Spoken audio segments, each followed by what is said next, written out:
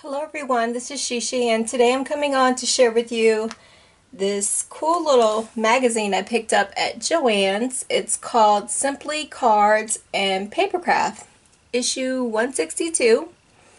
And inside the magazine it comes with a free gift.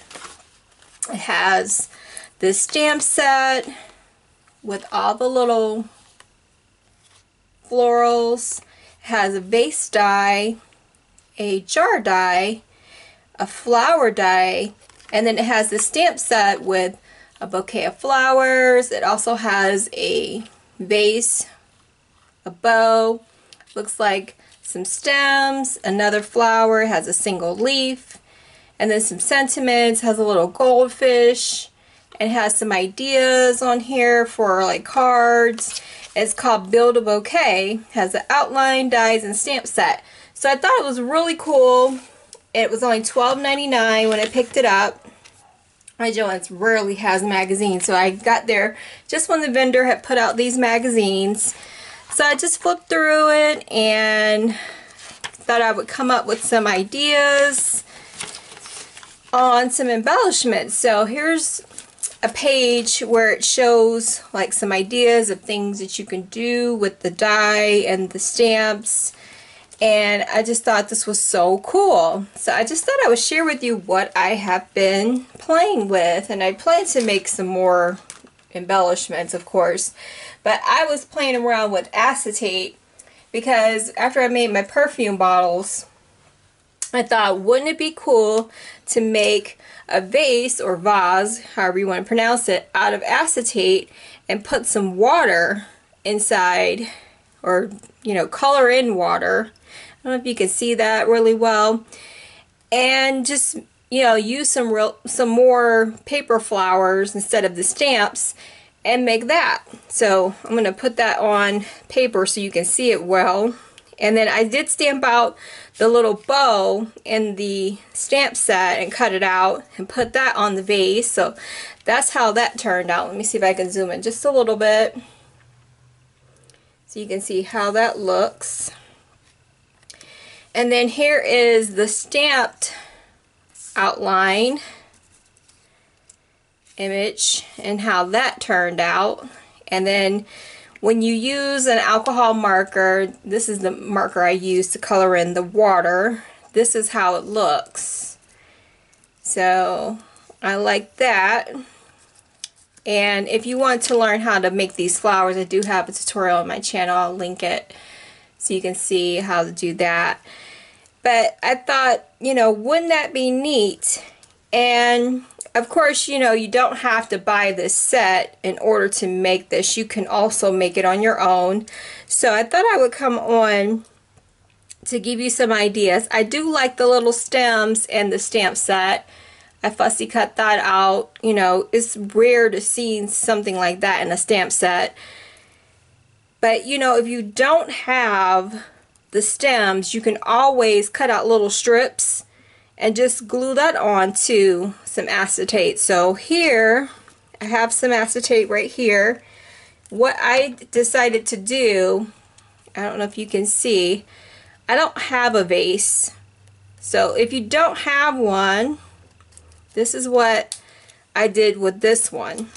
So I just cut out a piece of acetate, just cut a strip like in a rectangular shape. You can just trim it, hope you can see what I'm doing, and just give it some kind of outline however you wish. And I'm going to give it just some little curves like so. Okay, hopefully you can see the kind of outline I gave it. Then I'm going to take, you know, my chomper. I'm using the 1/8 of an inch punch, and I'm just going to push it in and give it a rounded edge like that. And then I'm going to flip it and round that corner, and then I'm going to round that corner just so it's not pointy, and round that corner. Then I have a unique looking vase. Then I'm just going to go and use my marker. I'm going to use the chisel part, and then I'm just going to color that in. And that's how you just get the water. And just color it however you wish. I put it on pretty thick and let the streaks emulate the water.